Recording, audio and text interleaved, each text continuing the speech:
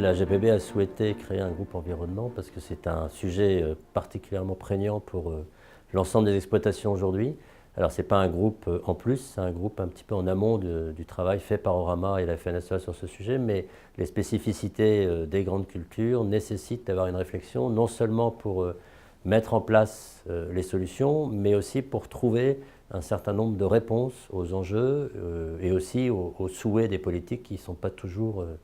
tels qu'on les voudrait. Et pour ça, il faut impérativement qu'avec l'aide d'Arvalis, avec l'aide des instituts, que l'on trouve des solutions spécifiques aux grandes cultures et en particulier aux céréales. Les sujets sur lesquels on travaille, en premier lieu les nitrates,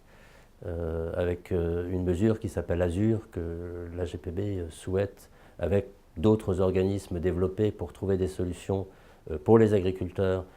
pour répondre à la réglementation, mais maintenant nous travaillons aussi sur d'autres sujets tels que le Zéphyr, donc là ce sont les phytosanitaires, mais aussi tous les sujets qui tournent autour de l'air, de la biodiversité, du climat aujourd'hui, tous ces sujets qui deviennent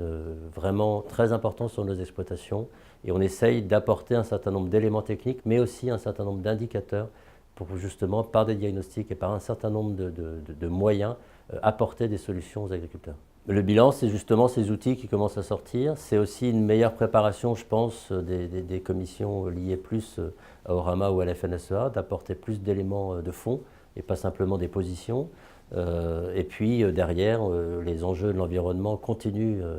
à être de plus en plus forts. COP21 qui vient de se terminer est un exemple. L'agriculture est un